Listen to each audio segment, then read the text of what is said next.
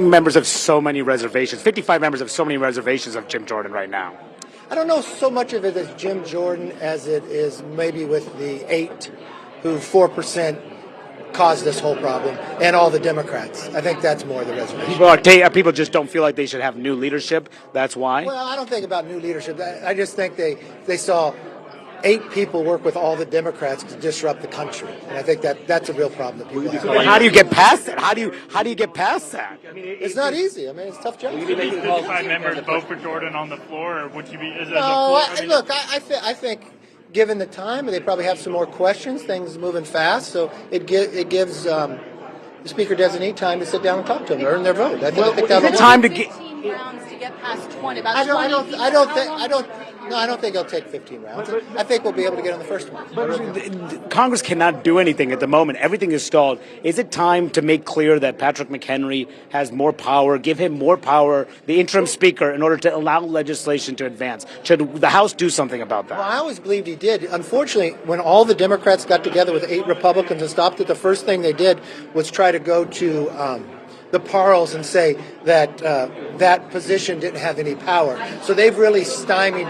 They brought chaos to Congress, and now they tried to stymie our ability to have continuity of Congress, which I think is a real problem, what the Democrats have done. So round up these votes that he still needs to get over. I think he just has to sit down and talk to him. I think they'll be there. But you really don't think there should be another candidate, a consensus candidate? Is there a consensus candidate at this point? How many people have we gone through?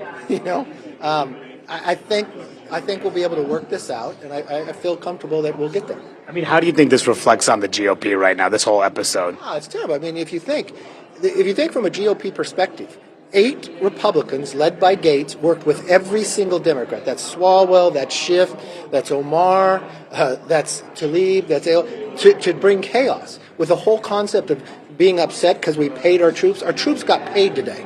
Could you imagine being somebody in the armed services in the Middle East on your aircraft carrier right now, questioning whether your family's going to be able to pay the rent? That's what they wanted. That's why they wanted to throw me out. But you know what? I'm more than willing to fight for our American public, and especially for the troops. And what does this do to your swing district Republicans? All of this. What does it do to the 18 members from Biden districts? Well, that all the Democrats voted to try to bring chaos. I think. No, I mean that you guys can't govern. That you can't govern. You can't elect a speaker. I don't know. I don't know. We passed the Parents' Bill of Rights. We passed to secure the border. We passed to make us energy independent. It's far different to what the Democrats. I mean, the Democrats are over there fighting about whether they could even stand with Israel. I mean, you've got to. But you guys can't even act on an aid package to Israel because things are stalled. Ask me a question. You have a leader of the Democratic Party in Hakeem Jeffries that still says no comment when it comes to the questions of what Tlaib says. Can you believe that? If they cannot stand with Israel, if they can't publicly say that it is wrong that they think that Israel is an apartheid nation, or that us providing money to Israel is wrong, I don't understand how someone runs on that ticket. But it's going to be hard for you guys to pass an aid to. You can't pass aid to Israel, sir. And I just lost my audio here, Jake. So I'm probably going to toss it back to you. Other than saying that, as you can hear from the speaker there, the former speaker, that the votes are not. That he believes that Jim Jordan is going to still try to push through here and try to get the votes somehow, but very far away from getting 217 votes. Jake, back to you. All right, Manu Raju on Capitol Hill. Keep us posted if the House Republicans are ever able to elect a House Speaker. It's been 10 days without one for the first time in the history of the United States of America. I think I'm going to write Kevin McCarthy a letter. I've got my trusty paper here. I've got my pen. I'm ready to roll. Let's do this, damn it. Dear Kevin McCarthy, I wish you would stop with that ridiculous narrative that you are telling right-wing media and everybody else that will listen that it's the Democrats' fault for the chaos in the Republican Congress. It is not, I repeat, not the Democrats' fault. If anyone is at fault here, it's got to be you. Mr. McCarthy, thank you very much. The root cause of the problem was you. And you and the clown car show that all of you Republicans are stating that it's the Democrats' fault. That narrative is old and unbelievable. I know a lot of people from the other side, the Republican side, from the slanted media, is going to absorb that. You keep saying the amount of people on the Democrats was the reason why. I don't want to rehash this story, but I keep seeing you on TV saying it was the Democrats' fault. How? Let me explain whose fault it is. And as you see, you can tell that if we go back to what had actually happened when you got elected, is you took a bunch of loans out from loan sharks, from criminals, from crooks, from radicals, if you will, and you made them a lot of promises. You made deals with them that were just going to be impossible to keep. That is the root problem right there, because it was time to collect. It was time to make a payment, and those radical, psychotic loan sharks wanted their money. And their money came in the form of they wanted things that could not be done. So the chairman of the radicals, Mr. Matt Gaetz, said, listen, it's time to pay up or I'm kicking your ass out. And what did he do? He did exactly that. So you made a lot of deals that you just couldn't keep. You knew you couldn't keep them. And the reason why you made those deals is because the priority was you wanted to be speaker no matter what. You didn't care if it affected the country.